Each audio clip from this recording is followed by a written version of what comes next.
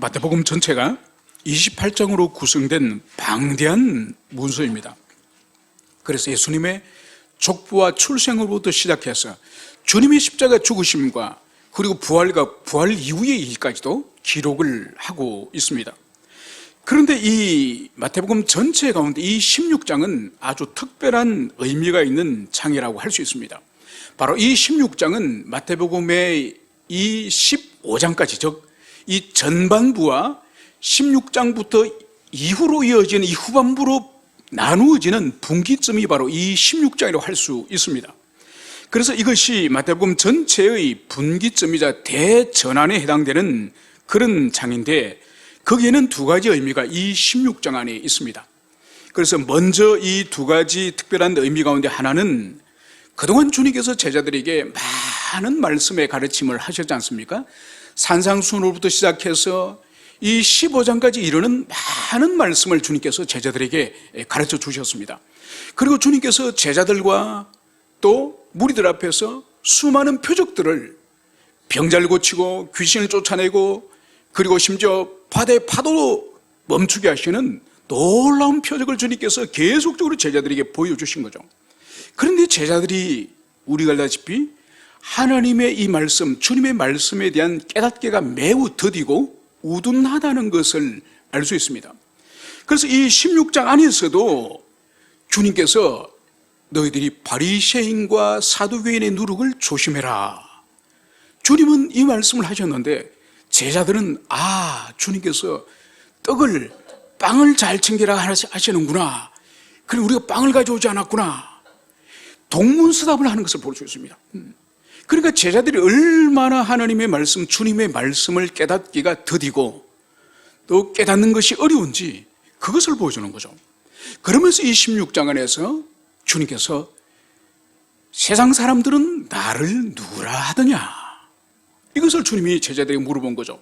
그러니까 제자들이 뭐라 그럽니까? 어떤 사람은 세례요한이라 하기도 하고, 또 어떤 사람은 엘리야라 말하기도 하고, 어떤 사람은 예레미야라 말하기도 하고, 어떤 사람은 다른 선지자 중에 한 사람이라고 합니다. 이 답변을 제자들이 하였죠. 그때 주님께서 또다시 질문하지 않습니까? 그러면 너희들은 내가 누구라 생각하느냐? 너희들은 세상 사람 말고 가장 내 가까이에서 함께 있었던 너희들이 볼 때는 내가 누구라 하느냐? 바로 이 주님의 질문 앞에서 베드로가 나서서 답을 하지 않습니까? 주는 그리스도시요 살아계신 하나님의 아들이시니다. 바로 베드로가 이 답을 하게 되는 거죠.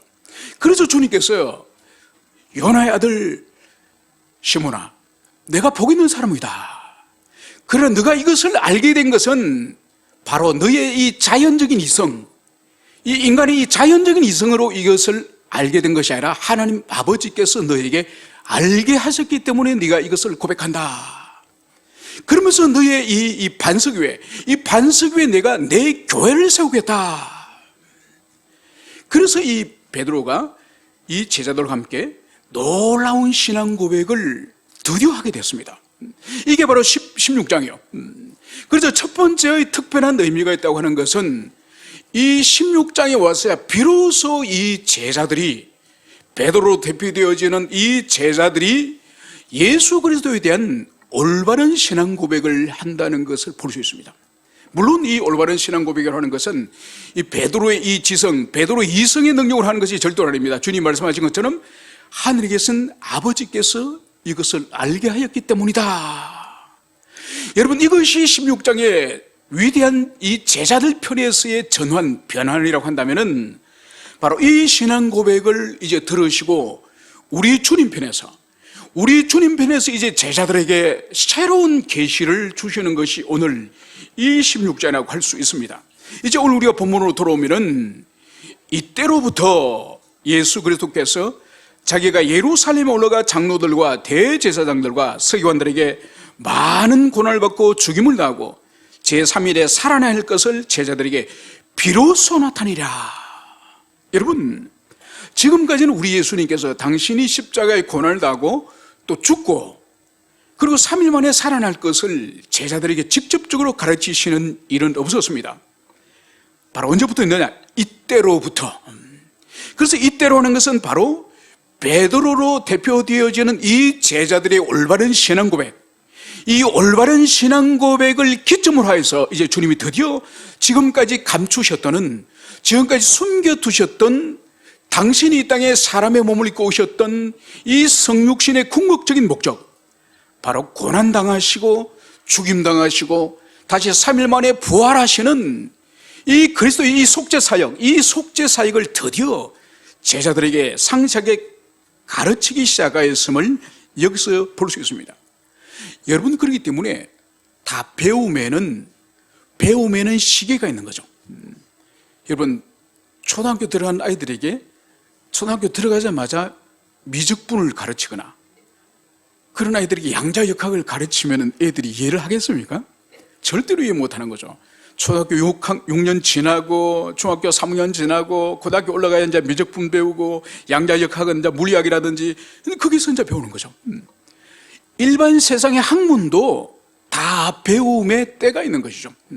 어느 시기에 무엇을 가르쳐야 되고 어느 시기에는 또 다른 무엇을 가르쳐야 되고, 그렇게 해서 지성의 크기가 자라가는 것처럼 이 제자들에게 있어서도 우리 주님께서 가르치심에 있어서 다 순서가 있고 질서가 다 있는 것이죠.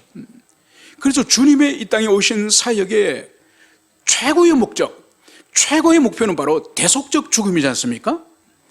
주님께서는 이 땅에 물론 병도 고치셨고 귀신도 쫓으시고 죽은 자로 살리시고 파도도 잠잠케 하셨습니다. 여러분, 그것은 주님의 사역의 궁극적 목적은 아닙니다. 궁극적 목적은 바로 당신이 죽으심으로, 당신의 피 흘리고 죽으심으로 모든 인류가 당해야 될 형벌을 당신 한 몸에 짊어지시고 죽으심으로 말미암아서 바로 구약의 어린 양이 죽음으로 죄의 사함을 얻었듯이 바로 하나님의 어린 양이신 주님 당신이 오셔서 죽으심으로 말미암아서 그것을 믿는 모든 사람의 죄의 사함을 얻도록 하기 위해서 대속적 죽음, 그것이 바로 주님의 지상사역의 바로 완성인 궁극적인 목적이라는 것을 주님께서 드디어 제자들에게 이것을 오늘 밝히 드러내시고 드디어 가르치기 시작하였다고 말씀하고 있습니다. 여러분, 그렇기 때문에 이 마태복음 16장이 마태복음 전체의 주님 편에서나 제자들 편에서나 대전환의 국면에 있는 그런 장이라는 것을 여러분들이 이해를 하시기를 바랍니다. 이제 주님께서는 이 고난을 통해서 대속적 사역을 완성하실 텐데, 이것을 도대체 누구를 통해서, 어떤 방법을 통해서 완성하시느냐? 바로 주님은 예루살렘에 올라가 장로들과 대제사장들과 서기관들에게 많은 고난을 받고 죽임을 당하여, 여러분, 주님이 십자가에 죽으시고 대속적 사역을 이루시는 그 과정과 그 수단은 로마 제국의 당국에 박해를 받거나 아니면 이교도들과 이방 사람들에게 박해를 받는 것이 아니라 바로 누구죠? 그 시대에 가장 경건하고 가장 하나님 가까이서 섬기는 하나님의 종들이라 불렸던 예루살렘의 장로들, 예루살렘의 대제사장들, 예루살렘의 서기관들, 그 사람들에게 고난을 받고 주님이 죽으시고 부활할 것임을, 이것을 말씀을 하고 있습니다. 여러분, 놀랍지 않습니까? 그 시대 가장 하나님의 이 성전에서 하나님을 깊이 만나고 깊이 주님을 섬기고 또 백성들의 지도자가 되고 교사가 되어서 주의 말씀을 가르치는 이 종교 지도자들이 바로 주님을 죽여서 주님이 십자가 대속의 하나님의 어린 양이 되게 하는 바로 그들이 수단이 될 것임을, 이것을 말씀을 하고 있습니다. 여러분, 그래서 주님 시대나 지나간 교회 2000년 역사 시대나 지금도 마찬가지지만은 이 교회 권력을 가지고 있는 이 교권주의자들, 이 교권주의자들이 주님을 진실로 사랑하거나 경외하면서 주님의 사랑을 받고 주님을 사랑하는 경우들은 매우 힘들었습니다. 그래서 주님 시대에도 주님을 못 박아 죽이는 사람들이 그 종교주의자들, 교권주의자들이 그랬던 것처럼 여러분, 2000년 교회 역사 속에서도 교회를 끊임없이 허물고 교회를 오히려 해체하고 교회를 찢는 사람들은 다른 사람이 아니라 지도자들이었습니다. 지도자들이 가지고 있는 그 권력을 가지고 오히려 교회에 어려움을 끼치고 성도들에게 시험을 준 것을 볼 수 있습니다. 여러분, 도스토옙스키의 까라마조프가 형제들이라고 한 소설 여러분들이 아마 들어보셨을 겁니다. 그 소설 가운데 대신문관의 그 신문에 관한 이야기가 나옵니다. 이것은 그 까라마조프가의 그 형제들 이 세 명의 형제 가운데 둘째 아들이 이반이에요. 이 이반이 자기 셋째, 그러니까 동생 알료사에게, 이 이반은 이 하나님을 거부하는 거예요. 그러면서 내가 하나님을 거부하는 것이 아니라 하나님이 만드신 이 세상, 이 가치체계 질서, 이것이 싫다, 이러면서 이 동생 알류사에게 이 대신문관에 관한 얘기를 합니다. 이것이 뭐라고 뭔가니까 16세기 그 당시에 이 종교 재판이 아주 가혹하게 일어나고 있는 이 스페인에 있던 바로 여기에 예수님이 재림을 하는 것. 그러니까 이 소설 속에 있는 또 다른 액자 소설이에요. 우리 주님이 재림하셔서 바로 주님이 처음 오셨을 때처럼 그 스페인 지역에 많은 병자들을 고치고 치유를 하고 그 사람들을 섬기는 우리 주님의 사역을 쭉 그리고 있습니다. 그런데 16세기인데도 교권주의자들이 주님이 하신 일이 싫은 거예요. 분명히 주님이 재림하신 것은 맞는데 주님이 또다시 백성들의 인심을 얻고 병을 고치고 이러니까 결국은 종교당국에서 재림하신 주님이 잡혀갑니다. 감옥에 갇혀요. 그러면서 날마다 이 스페인 이 광장에는 이 종교재판에서 수많은 사람들이 화형을 당하거든요. 그래서 내일 다음날 예수님도 화형을 당하게 됐습니다. 바로 그날 밤에 대신문관 이 추기경 90살 먹은 이 추기경이 와서 예수님에게 이제 신문하는 거예요.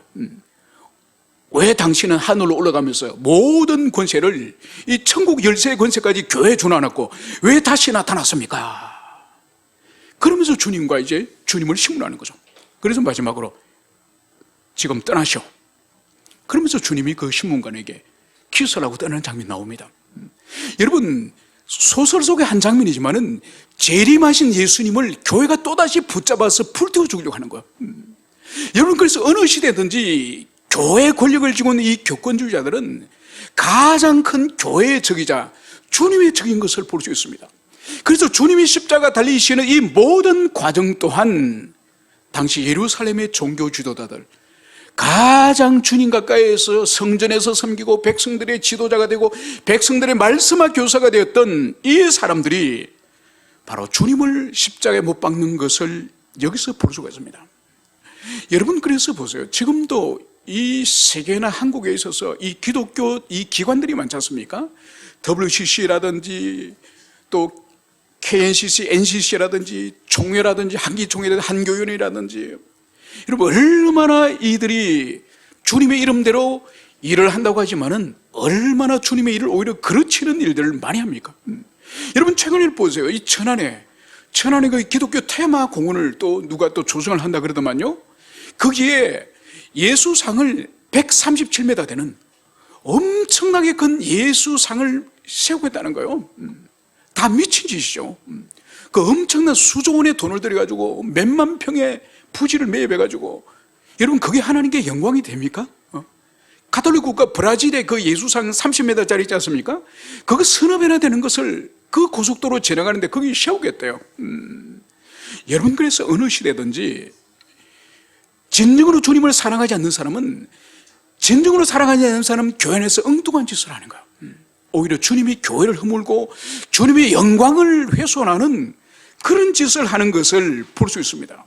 바로 주님께서 이제 예루살렘에 올라가셔서 당신의 고난과 죽음과 부활을 이제 제자들에게 말했을 때에 오늘 어떤 결과가 일어납니까? 오늘 22절에서는 베드로가 예수를 붙들고 항변하여 이르되 주여 그리 마옵소서, 이 일이 결코 죽게 미치지 아니하리다. 여러분, 주님께서 제자들에게 질문하였을 때에 항상 베드로가 제자 중에서 대표격이니까 나서지 않습니까? 그처럼 오늘 베드로가 또 나섭니다. 바로 주님께서 당신의 고난과 십자가와 부활을 계시했을 때에 바로 이 말을 들은 베드로는 결코 그냥 듣고만 있을 수가 없었습니다.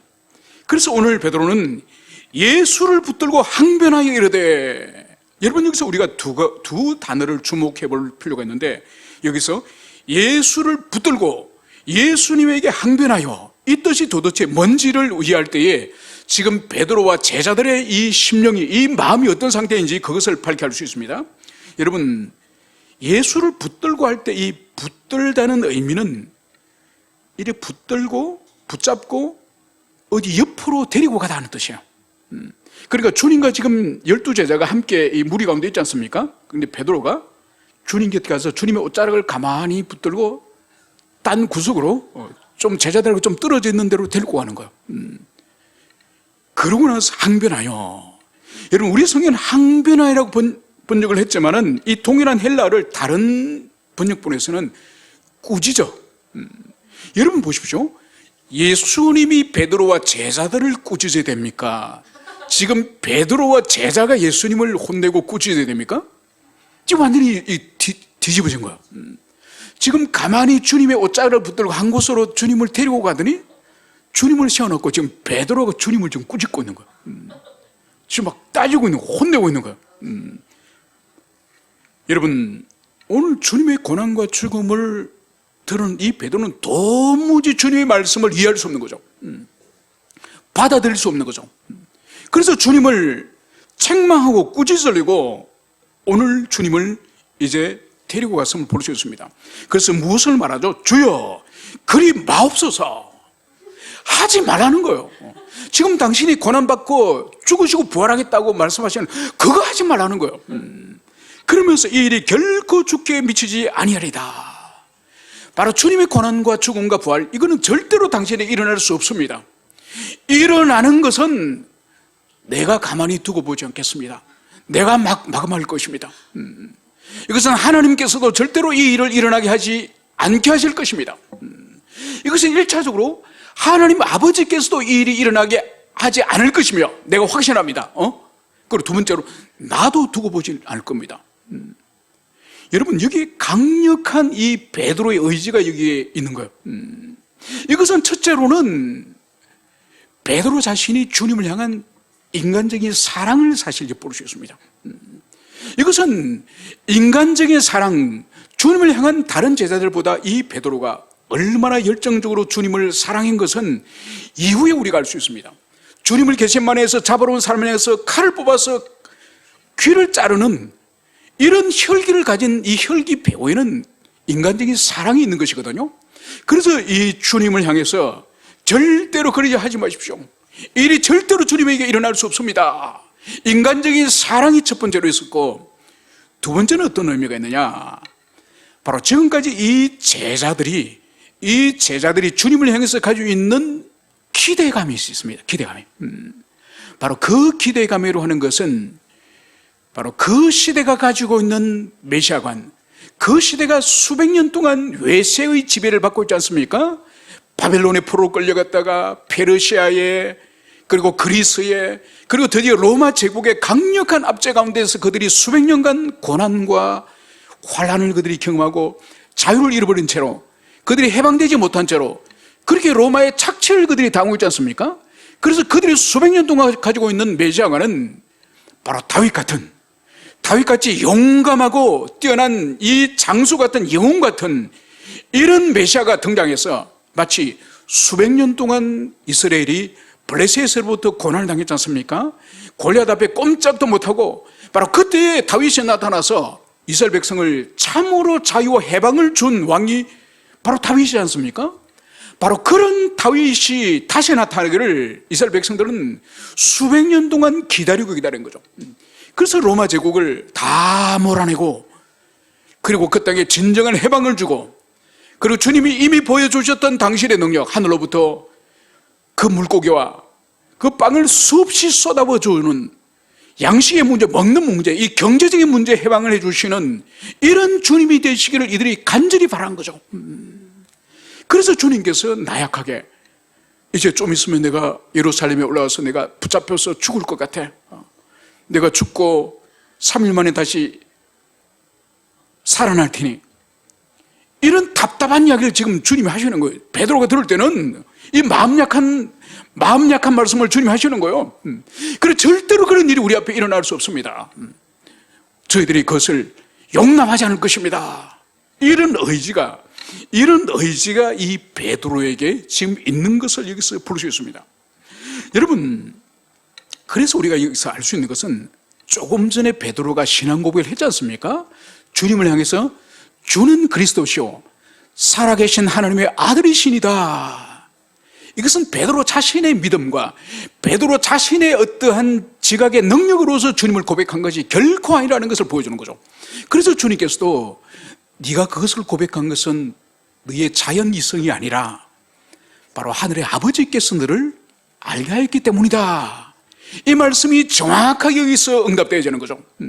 그러니까 잠시 전에 고백했던 그 고백이 얼마나 불완전한 고백인지 그것을 여기서 보여주는 거죠. 그러면서 이제 주님의 반응을 여기서 보여주셨습니다. 예수께서 돌이키시며 베드로에게 이르시되 사단아 뇌 뒤로 물러가라. 여러분, 주님께서는 이제 몸을 돌리시면서 베드로를 향해서 오늘 주님께서 직설적으로 오늘 말씀을 선포합니다. 그 말씀이 바로 뭔가요? 사탄아 내 뒤로 물러가라. 여러분, 베드로를 향해서 주님은 사탄이라고 부르는 거예요. 마귀라고 부르는 거예요. 여러분, 이것은 무슨 의미일까요? 이것은 베드로가 갑자기 사탄이 됐다는, 마귀가 됐다는 뜻일까요? 그런 뜻이 아닙니다. 여러분, 요한복음 6장에 가면은 주님께서 이런 말씀을 하세요. 제자들 향해서, 이 12명의 제자들 향해서 너희들 가운데 한 사람은 하나는 마귀니라. 이것은 주님께서 12제자 가운데 가룟 유다를 염두에 두고 가룟 유다를 마귀라고 주님이 말씀하시는 거죠. 여러분, 그때도 마찬가지죠. 그러면 가룟 유다가, 마귀가 가룟 유다의 이 육체의 탈을 쓰고 지금 제자들 앞에 서 있다는 것이며 그런 뜻이 아니죠. 여러분, 베드로를 향해서도 사탄이라 부르고 가룟 유다를 향해서도 마귀라고 부르시는 주님의 뜻은 바로 뭔가 하니까 가룟 유다나 이 베드로가 마귀 사탄 자체라는 의미가 아니에요. 마귀 사탄 자체라는 의미가 아니라 마귀의 수단, 마귀의 도구로 사용되어짐을, 그것을 주님이 말씀하시는 거예요. 그래서 요한복음 6장에서도 바로 마귀의 도구인 마귀인 가룟 유다가 어떻게 사용되어집니까? 바로 주님을 언삼시를 하고 주님을 팔지 않습니까? 주님을 배신하지 않습니까? 그것처럼 오늘 베드로는 아주 인간적으로 주님을 사랑하는 마음과 또 그들이 기대하고 있는 이 정치적이고 민족적 영웅으로 떠오르길 원하시는 그들의 이 사적 목적, 이 사적 목적을 우리 주님께 대비하는 거예요. 그래서 주님이 아버지의 뜻을 이루려고 이 땅에 오셨는데 아버지 뜻 말고 이 제자들을 비롯하여 그 시대 사람들이 원하는 바, 그 시대 사람들이 간절히 원하는 바를 이루어주기를 이 베드로는 그것을 원하는 거예요. 그래서 주님께서는 바로 하늘 아버지로부터 받은 미션, 즉 당신이 하나님의 어린 양이 되어서 온전히 십자가 죽으시고 3일 만에 부활하셔서 대속의 죽음을 완성하는 그 사역을 행해야 되는데 오늘 이 베드로는 절대로 그 일이 일어나면 안 됩니다. 바로 주님이 가져오신 이 미션, 아버지께로 받은 이 미션을 가로막고 있으니 바로 이 베드로가 제자이지만은 사탄의 도구, 사탄의 수단이 되었음을 오늘 주님이 말씀하시면서 사탄아 물러가라, 이 말씀을 이렇게 하는 거죠. 그러면서 주님께서 사탄아 뇌 뒤로 물러가라. 여러분, 이것이 무슨 말일까요? 왜 사탄을 향해서, 이 베드로를 향해서 내 뒤로 물러가라고 말씀하실까요? 여러분, 이것은 무슨 의미인가 하니까 이 베드로와 주님의 관계를 말씀하시는 거예요. 여러분, 베드로가 선생입니까? 주님이 선생입니까? 여러분, 선생이 앞서가야 됩니까? 주님, 제자가 앞서가야 됩니까? 말할 필요가 없죠. 가르치는 사람은 선생이고 그 가르침을 뒤따르는 사람이 제자입니다. 그런데 오늘 이 베드로는 주님을 움직이려고 하지 않습니까? 앞에서 주님을 이리 가시오, 저리 가시오, 십자가 죽지 마시오, 영웅이 되시오, 주님 앞에서 주님을 조종하려고 합니다. 여러분, 그래서 주님께서는 내 뒤로 물러가라. 너는 너의 본분인 제자의 본분을 너희들이 따르라. 내가 가르치고 내가 계시한, 내가 준 교훈을 너희들이 따를 그 의무와 책임이 있는 것이지 나를 움직이려고 하지 말라. 여러분, 이런 일은 베드로에게만 있는 일이 아니에요. 사실 우리 신앙 가운데서도 이런 일이 일어나기 참 쉽습니다. 여러분, 우리 기도 생활 가운데서도 이런 일이 왕왕 일어난다니까요. 여러분, 기도할 때 주님께 막 따지듯이 기도하는 사람 있지 않습니까? 왜 나한테 주님 이러세요? 왜 나만 힘들게 하세요? 왜 나만 갈구세요? 왜 우리 가정에만 이런 일이 일어나요? 왜 우리 자식들에게만 이런 일이 일어나요? 여러분, 마치 주님의 멱살을 붙들고 막 주님을 숨도 못 쉬게 막 쪼드듯이, 바로 그게 오늘 주님을 향해서 이 베드로가 하는 짓이랑 똑같은 거예요. 우리는 물러나서 주님 뒤로 서서 뒤를 따라가야 될 존재이지 절대 주님을 앞에서 인도해야 될 존재가 아님을 오늘 주님께서 이 말씀을 분명히 하고 있습니다. 그러면서 베드로를 향해서 너는 나를 넘어지게 하는 자로다. 바로 주님을 여기서 넘어지게 한다는 것은 실족하다, 함정에 빠지다, 그르치다, 이런 의미죠. 바로 주님의 십자가의 길, 그 십자가의 길을 걸어가야 될 그 길을 오늘 이 베드로가 오늘 그 길을 가로막고 있으니 바로 주님을 넘어지게 하는 자로다. 여러분, 잠시 전마다로도 주님께서는 베드로를 향해서 요나의 아들 시몬아 내가 복되도다. 여러분, 그런 칭찬을 받았던 이 베드로요, 이렇게 칭찬을 받다가 순식간에 주님을 넘어지게 하는, 주님을 실족하게 하는 그런 존재가 될 수 있다는 것을 여기서 보여주고 있습니다. 여러분, 그래서 우리 신앙 안에서 우리가 죽는 그 순간까지, 이 땅을 떠나는 그 순간까지 나는 절대로 이제 앞으로 시험에 들지 않는다. 나는 절대로 이제는 하나님을 실망케 하지 않는다. 나는 절대로 이제는 다른 지체에게 아픔과 상처를 주지 않는 이제 온전한 신앙을 가졌다. 여러분, 이렇게 말할 수 있는 사람은 이 세상에 아무도 없습니다. 죽음의 그 순간까지 우리는 주님 앞에 겸손이 됩니다. 언제든지 넘어질 수 있고, 언제든지 심에 빠질 수 있고, 언제든지 다른 지체에게 상처와 아픔을 줄 수 있는 그런 존재임을, 이것을 항상 우리가 인정해야 되는 거예요. 여러분, 그래서 보세요. 요양원에 있는 그 권사님 이야기를 들어보니 이 80 넘은 90 넘은 이 할머니들끼리도 서로 상처 주고 시험에 들게 하는 거예요. 그리고 요즘이야 이제는 코로나로 이제 면회를 시작했지만은 예전에는 3년간은 통면회를 못 했지 않습니까? 그 전에 면회가 자유로울 때는 이 요양병원에 있는 분들이 이 자랑을 하는 거야. 주로 자랑은 뭐냐? 돈 자랑하는 거야. 무슨 자랑이냐? 우리 남편 연금 한 달에 얼마나 오는데? 당신은 연금 받냐? 이렇게 속을 뒤집어 놓는 거죠. 또 우리 아들, 딸들은 일주일에도 아들, 딸끼리 서로 순서를 정해가지고 면회를 이렇게 하고 휠체어를 밀고 거리에 산책도 시켜주고, 그런데 당신은 몇 달이 지나도 왜 자식 하나 면회를 안 옵니까? 이 속을 뒤집어 놓는 거죠. 여러분, 요양병원에서 숨 떨어지는 그 순간까지 인간은 힘이 있으면 다른 사람에게 상처를 줄 수 있는 존재가 바로 인간이에요. 그래서 인간은 죽는 그 순간까지 이 죄에 대해서 자유할 수 없고 항상 겸손하게 그렇게 주님 앞에 있어야 될 존재임을, 이것을 우리는 가슴에 새길 것입니다. 그러면서 이제 주님께서는 이렇게 말씀하시는 거죠. 누구든지 나를 따라오려거든 자기를 부인하고 자기 십자가를 지고 나를 따를 것이라. 오늘 주님께서는 이제 제자들에게 소위 말해서 이 16장의 가장 중요한 주님의 제자됨이 뭔지, 제자도의 핵심 중의 핵심인 이 진리를 오늘 주님께서는 말씀하고 있습니다. 누구든지 나를 따라오려거든, 바로 주님의 제자 되기를 원하는 자, 하나님의 자녀 되기를 원하는 자, 참다운 그리스도인이 되기를 원하면은 오늘 주님은 어떻게 우리를 하기를 원하느냐? 바로 첫 번째로는 자기를 부인하고, 둘째는 자기 십자가를 지고 나를 따를 것이요. 여러분, 이것이 제자도의 핵심이에요. 이 땅에 그리스도인으로 산다는 것, 하나님의 자녀로 이 땅을 산다는 것의 그 본질이 뭔지를 바로 자기를 부인하고 자기 십자가를 지고 예수님 뒤를 따르는 것임을, 이것을 여기서 말씀하고 있습니다. 여러분, 이것은 주님께서 지금 제자들에게 당신 자신을 따를 것을, 자기 부인을 하고 십자가 질 것을 말씀하지만 이 근원적으로는 이 자기 부인과 십자가의 짐은 지금 예수님이 걸어가야 될 길이에요. 예수님 자신이 자기를 부인하고 자기 십자가를 지고 가듯이 주님의 제자되는 모든 사람도 주님을 따라서, 주님을 닮아서 자기를 부인하고 자기 십자가를 지고 따를 것을 말씀하는 거예요. 그러면 여기서 자기를 부인한다는 의미와 자기 십자가를 진다는 의미를 우리가 살펴보도록 하겠습니다.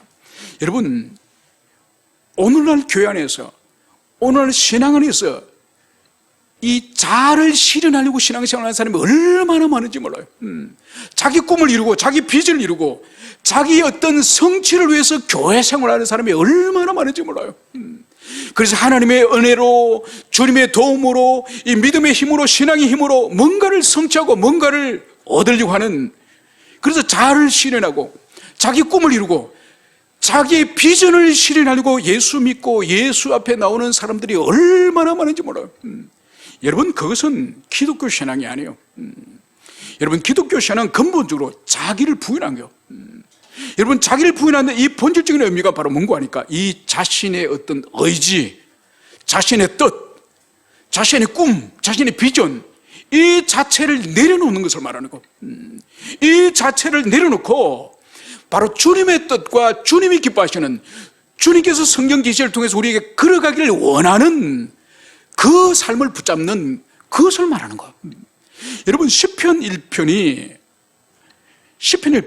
시편 150편 전체를 요약한, 압축한 시편 전체의 이 엑기스 중에 엑기스가 시편 1편이에요. 그 가운데에 복 있는 사람은 이렇게 하면서 시편이 시작되지 않습니까? 여러분, 복 있는 사람이 뭘까요? 여러분, 복 있는 사람은 복 있는 사람이라는 그 단어 안에, 그 의미 안에 복 있는 사람의 의미가 다 있습니다. 여러분, 복 있는 사람이라고 하는 이 의미가 무슨 의미인가 하니까 바른 길을 가는 사람, 흔들리지 않고, 좌로나 우로나 흔들리지 않고 빠지지 않고 바른 길을 가는 사람이 바로 복 있는 사람이에요. 여러분, 그렇기 때문에 우리가 생각할 때 복 있는 사람은 어떤 재물을 많이 모으거나 사회적으로 유명해지거나 건강하거나 무슨 일이 형통하고 잘 되거나 어떤 결과지향적인 복이라고 생각하지만 이건 세상이 말하는 거야. 세상은 어떤 결과지향적인 것을 복이라고 말하지만은 성경에서 복 있는 사람이라고 말할 때 이 복이라고 하는 자체가 바로 뭔가 하니까 하나님이 주신 우리의 인간의 도리, 우리 인간이 마땅히 살아야 될 그 삶을 바로 걸어가는 이것이 바로 복 있는 사람이에요. 여러분, 그래서 보십시오. 주님께서 주님의 제자됨의 본질의 첫 번째가 자기를 부인하는 거예요. 그래서 자신의 욕망과 자신의 꿈과 자신이 하고 싶은 이 세상에서 자신이 어떻게 펼쳐보고 싶은 그 의지들, 이런 것을 먼저 내려놓는 것을 말하는 거예요. 먼저 내려놓고 주님의 뜻이 이루어지도록, 주님의 뜻을 이루는 그 삶이 첫 번째로 제자도의 첫 번째 조건인 것을, 이것을 여기서 말씀을 하고 있습니다. 여러분, 그래서 보세요. 교회와 우리 그리스도인들이 세상에 얼마나 영향을 받기 쉬운지 볼 수 있는 것이, 분명히 주님께서는 주님을 따라오려거든, 주님의 제자 되기 원하거든, 아니면 하나님의 자녀 되기를 원하거든, 제일 먼저 자기를 부인할 것, 이것을 제일 먼저 말씀을 했는데, 여러분, 오늘날 교회와 우리 그리스도인들은 교회 안에서 자기 뜻을 이루고 꿈을 이루고 자아가 더 강화되고 믿음으로 되어서 자기의 자아가 실현되어지는, 이것이 신앙생활 잘하는 거로 지금 알고 있지 않습니까? 이것은 다 세상의 영향을 받은 거예요. 이 세속주의가 교회 속으로 침투해 들어온 거예요. 하나님 나라 복음이 세상으로 침투해서 들어가는 것이 아니라 이 세상의 강력한 인본주의 세속주의가 오히려 교회 속으로 들어온 결과가 이 결과예요. 그래서 보세요. 예수님 시대 때도 제자들이 살았던 그 시대, 심지어 제자들마저도 그 시대 정신에 감염이 되어버렸지 않습니까? 그래서 오랫동안 로마 제국과 이방민족에서 억압과 그 압제를 당한 그들에게서 해방시켜 주실 그 전쟁의 영웅 같은, 그런 다윗 같은 메시아를 그들이 기다렸던 것처럼, 여러분, 한국 사회도 마찬가지지 않습니까? 한국 사회도 지난 2000년 동안 얼마나 우리가 가난하게 살았습니까? 얼마나 가난했습니까? 그러니까 해방되고 나서 이제 5.16 이후에 새마을운동을, 세상 나라에서 새마을운동이라는 것을 하지 않았습니까? 그래서 우리도 한번 잘 살아보세요. 그래서 초가집도 없애고 기와집을 올리고 마을길도 넓히고 수출도 하고, 그래서 온 나라 전체가 우리도 한번 잘 살아보세요. 여러분, 그래서 아침마다 이 새말 노래를 들으면서 우리가 잠에 깨어나고 새벽종에 잠을 깨어서 일어나지 않았습니까? 그러면서 교회도 뭘 했습니까? 교회는 우리는 예수를 믿고 더 잘 살아보세요. 더 잘 살아보세요. 세상 사람들은 잘 살지만은 우리 예수 믿는 사람은 예수 믿고 더 잘 살아보세요. 여러분, 그 결과가 뭡니까? 그래서 70년도, 80년도, 90년도 오면서 소위 말해서 삼박자 구원, 완전히 기독교 신앙과 이 세상의 인본주의가 이 짬뽕이 된 이 삼박자 구원이 기독교 신앙인 것처럼 그렇게 우리가 붙잡지 않았습니까? 그래서 예수 믿으면 잘 살아야 되고, 자식도 잘 되고, 건강하고, 부유하고, 사회적 신분도 좋고, 여러분, 이런 결과물을 복받은 것이라고 그렇게 교회는 가르치고, 또 신자들은 그런 삶을 위해서 기도를 했다니까요. 그러니까 오늘 우리 주님은 제일 먼저 제자도의 첫 번째 조건은 자기를 부인하고, 바로 자기 욕망과 자기의 뜻과 자기의 의지와 자기 소망과 자기 비전을 부인하는 이것이 첫 번째의 이 제자들의 조건임을, 이것을 말씀을 하고 있습니다. 두 번째로는 자기 십자가를 지고 나를 따를 것이니라. 여러분, 지금 먼저 예수님이 골고다에 당신의 십자가를 지고 먼저 십자가를 지고 올라가실 것입니다. 그러면서 우리를 향해서, 제자들 향해서도 너희들은 너희 십자가를 지고 내 뒤를 따르라. 주님은 이것을 말씀하십니다. 여러분, 십자가 무엇입니까? 우리 교단은 뒤에 십자가 달지 않습니다. 다른 교단들은 십자가를 막 달고 하는데 우리 합동측에서는 십자가를 달지 않습니다. 오늘날 십자가는 기독교를 상징하는 그런 의미로서 십자가를 교회 총탑에도 달고 예배당 뒤에도 달고 목걸이도 하고 반지도 하고 그러지 않습니까? 여러분, 예수님 시대 때 이때의 십자가란 말은, 이 단어 자체를 사람들이 말을 사용하지 않습니다. 왜냐하면 너무나도 이것은 저주스러운, 저주의 상징을 의미하는 것이 십자가이기 때문에 감히 입 밖에 십자가란 단어를 사용하지 않는 거예요. 여러분, 십자가가 뭔가요? 바로 사형당할 그 사람, 본인이 자신이 매달려 죽을 이 십자가를 지고 사형장까지 가지 않습니까? 그곳에서 어떤 일을 당합니까? 입고 있던 모든 옷을 빨가벗깁니다. 옷을 다 벗기고, 그리고 이 십자가 위에 큰 못으로 손과 발에 못에 박혀서, 그리고 그 사람이 이 십자가라 들려 올려지면서 그 자신의 무거운 이 육체의 무게, 이 무게가 이제 눌려지면서 아래로 쳐지면서 이 못을 박은 이 손목과 발목이 찢어지는 고통을 경험하면서 거기서 피와 물이 계속 흘러나오는 거죠. 그렇게 며칠을 그렇게 고통을 당하다 죽어가는 것이 십자가예요. 그리고 이것이 얼마나 고통스럽고 수치스러운지, 여러분, 우리가 십자가에 관한 그런 그림을 보면은 십자가 달리는 사람들이 다 옷을 입고 있는 장면이지 않습니까? 옷을 입히질 않아요.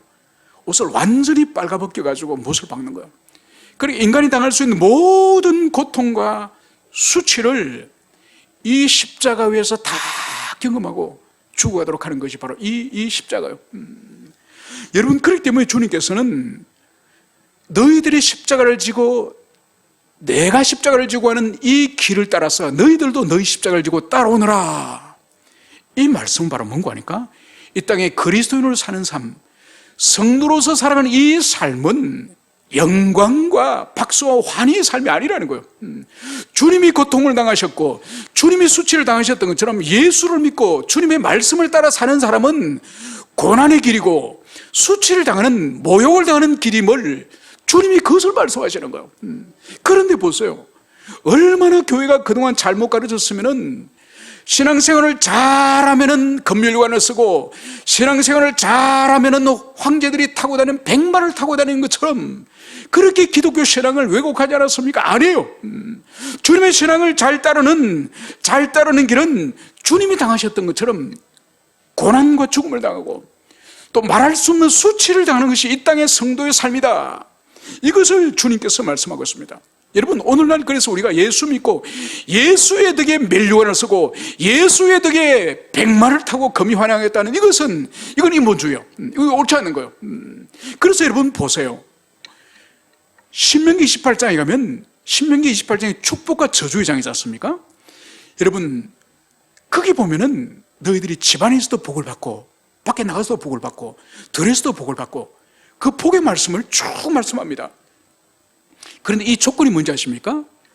이 복을 받는 조건이 주어진 계명에 너희들이 순종하면 이렇게 복을 받는다.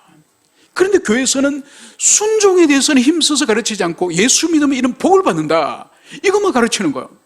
여러분, 요한복음 15장에 가면 주님께서 너희들이 무엇을 구하든지 내가 다 시행하리라, 이 말씀이 있습니다. 여러분, 이 말씀 앞에 전제가 뭔지 아십니까? 너희가 내 안에, 내 말씀이 너희 안에 있으면 너희들이 무엇을 구하든지 다 내가 시행하리라. 여러분, 여기서도 마찬가지요. 예수를 믿고 뭐든지 구하면은 다 주님이 복 주신다는 것이 아니에요. 우리가 그리스도 안에 있고 그리스도의 말씀이 우리 안에 충만히 임하면 그 사람의 기도와 간구, 그것을 주님이 시행하신다는 의미예요. 여러분, 그래서 우리가 얼마나 하나님의 말씀을 단편적으로 자기 필요한 대로 편집을 해가지고 그것을 붙들고 있는지 몰라요. 그것은 절대로 올바른 기독교 아님을 주님께서는 그것을 여기서 말씀을 하고 있습니다. 그래서 제자도의 본질을 바로 자기를 부인하는 삶, 그리고 자기 십자가를 지고 이 땅에서 주님 뒤를 묵묵히 따라가는 이 삶, 그래서 이 땅의 고통과 수치와 그 부끄러움을 감당하고자 하는 그 삶이 바로 성도의 삶, 제자도의 본질이다, 이 말씀을 주님이 하시면서 마지막으로 이렇게 또 말씀을 하십니다. 누구든지 제 목숨을 구원하고자 하면 잃을 것이요, 누구든지 나를 위하여 제 목숨을 잃으면 찾으리라. 바로 이것이 뭔가 하니까 이 땅에서 자기를 부인하고 자기 십자가 지는 삶이 싫어서, 그것이 싫어서 자기 목숨의 애착을 가지고 있는 자들은 자기 목숨을 잃어버릴 것이다, 잃어버릴 것이다, 이 말씀하는 거예요. 여러분, 여기서 이 목숨의 이 불식회, 이것은 육체의 목숨과 함께 영혼을 함께 의미하는 거예요.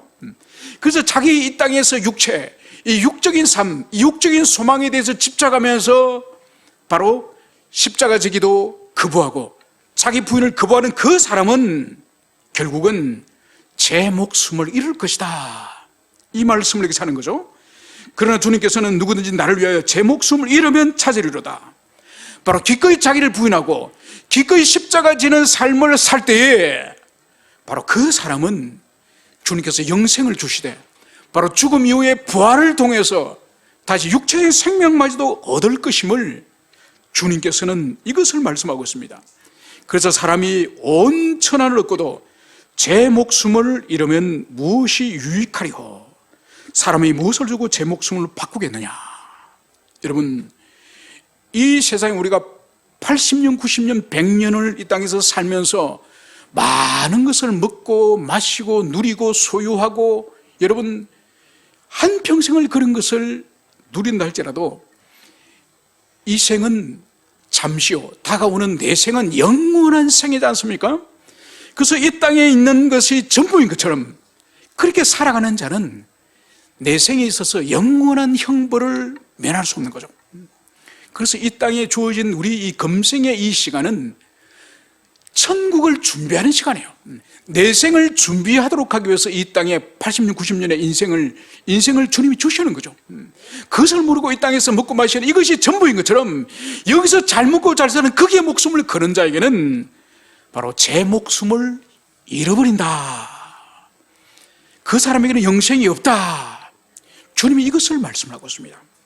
그래서 오늘 주님이 주시는 이 말씀을 우리 모두가 가슴에 새기며 우리 자신이 이 세상이 원하는, 이 세상이 요구하는 그런 넓은 길, 넓은 문으로 들어가는 사람이 아니라 바로 십자가의 길, 자기 부인의 길, 이 좁은 길을 기꺼이 걸어가는 우리 모든 교우들이 되기를 축원합니다. 함께 우리 기도하시겠습니다.